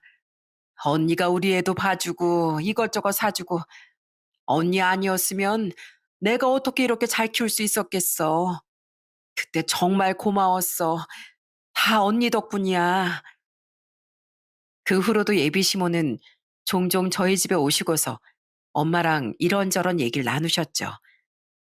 오랜 기억들을 꺼내보시며 서로 추억을 회상하시는 모습을 보니 저 또한 감동을 받을 수밖에 없었습니다. 그래도 지혜 너희 엄마 얼마나 손재주가 좋았는지 몰라. 그날 아마 내가 찢어진 외투 입고 갔었지. 퇴근할 때 언니가 갑자기 벗어보라고 하더니만 언니 옷이랑 바꿔줬잖아. 다음 날에 짠 하고 찢어진 거 다 기워가지고 나한테 줬었어. 기억나? 아유, 맞아. 기억나. 그때 다 헐어가지고 뜯어지는 외투 맨날 입고 오는 거 보고 언젠간 고쳐줘야지 했는데 그날이 딱이었어. 그때 네가 얼마나 좋아했는지 아니? 언니나 그때 그 옷 아직도 가지고 있다. 평생 버리지 못하겠더라고. 언니랑 다시 만나면 꼭 보여줘야지 했는데 드디어 보여주게 됐네. 언니 그동안 얼마나 힘들었어. 내가 언니 옆에서 든든하게 지켜줘서 하는 건데 고생 많았지? 미안해. 이렇게 찾았을 거라고는 상상도 못했어. 나도 그동안 우리 수미 생각 많이 났는데 우리가 서로 이렇게 생각을 많이 해서 다시 만나게 됐나 보다. 두 분의 인연은 저희가 생각했던 것보다 훨씬 단단했습니다. 오랜 인연의 감동은 끝이 없었죠. 그리고 그때서야 전 시모가 20년 넘게 장애인 복지관에 봉사를 하는 이유를 알 수 있었습니다. 내가 20년 동안 장애인 복지관 봉사 갔다고 했었나? 사실 언니가 살았는지 죽었는지도 모르겠는데 어디선가 꼭 살아있을 것 같더라고. 여기 봉사도 가보고 저기도 가보면서 언니 아는 사람이라도 있는지 얼마나 찾았는지 몰라. 정말? 아휴, 난 그것도 몰랐네. 그렇게 날 찾을 줄이야 생각도 못했어. 미안하다, 수미야. 내가 연락을 했어야 하는 건데. 그러니까 아이, 언니 왜 연락처도 안 남기고 갔어? 주소라도 남겨주지. 나한테 언니가 어떤 존재였는데, 가족이나 다름없었는데, 그래도 언니 마음 다 이해했어. 나한테 짐 될 것 같아서 그런 거잖아. 고마워. 지금도 기억해줘서. 나한테도 수미 넌 내 친동생이나 마찬가지야. 앞으로 우리 절대 헤어지지 말자. 하루하루 희망을 가지고 엄마를 찾으셨던 시모는 30년이 지나서야 조금씩 마음을 놓게 되었다고 하셨어요. 그러다가 정말 기가 막힌 인연으로 이렇게 다시 만나게 된 거였죠. 결혼을 준비하면서 감동적인 순간은 또 있었는데요. 어느 날 시모가 할 말이 있다면서 절 찾아오셨어요. 그러더니 뜻밖의 제안을 하셨습니다. 사실 엄마가 휠체어를 타셔야 하니 혼주 촛불 저만은 어려워 생략하기로 했었거든요. 그것 때문에 내내 고민을 하시더니 저에게 한 가지 제안을 하셨어요. 지혜야, 엄마랑 나랑 혹시 같이 촛불 좀 하면 안 되니? 휠체어 내가 끌고 가면 되는데 말이야. 너만 괜찮다면 난 언니랑 나랑 같이 촛불 좀 하고 싶어. 아유, 어떻게 생각해? 언니 민폐일 것 같다고 안 된다고 하는데 네가 좀 설득해주면 안 될까? 어머님, 그런 생각까지 하셨어요? 감사해요. 저도 그러면 너무 좋죠. 감사할 게 뭐야. 이제 한 가족인데. 나한텐 아주 오래전부터 가족이었어. 꼭 촛불점화 같이 하고 싶어. 시간이 오래 걸려도 꼭 했으면 좋겠구나. 다른 사람들도 오기 때문에 저희 엄만 민폐일 것 같다며 거절했던 촛불점화를 시모께선 꼭 하겠다고 전하셨어요. 결혼식을 준비하면서 시모께선 매일 저희 집으로 찾아오셨어요. 제가 없을 때도 항상 엄마를 만나러 오셨죠. 정말 사돈이 아니라 친자매처럼 보일 정도로 두 분은 각별했습니다. 지혜야, 왔어? 내가 여기 있으니까 당황했겠다, 너. 나 여기 올 땐 네 시어머니가 아니고 그냥 이모야, 이모. 그러니까 편하게 생각해. 네. 어머님 오늘도 또 오셨어요? 또 저녁까지 있다 가시려고요? 그래. 오늘 내가 우리 정재 언니 좋아하는 고등어 조림 해주려고. 언니, 기억나지? 언니 고등어 조림 엄청 좋아했잖아. 내가 다른 건 몰라도 고등어 조림은 기가 막히게 한다고 칭찬했었잖아. 나 그거 지금도 잘해. 맞아. 우리 수미가 고등어 조림 엄청 잘했지. 어디 보자. 이제 살림 얼마나 잘하는지 내가 봐야 되겠어.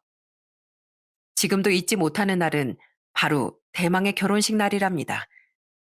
결혼식의 시작을 알리는 촛불 점화는 양가 어머님들이 환하게 밝혀주셨어요. 엄마의 휠체어를 끌고서 함께 단상으로 걸어나가 촛불을 점화하셨죠. 그 모습을 보고 참석한 하객들도 감동의 눈물을 흘릴 수밖에 없었습니다. 결혼식 이후 시모께선 저희 집에 저희보다 더 자주 찾아오세요. 하루는 집에 갔더니 시모가 엄마한테 자수를 배우고 계시더라고요. 어머, 사도는 여전히 손재주가 좋으시네요. 어쩜 이렇게 자수를 잘 두시는지.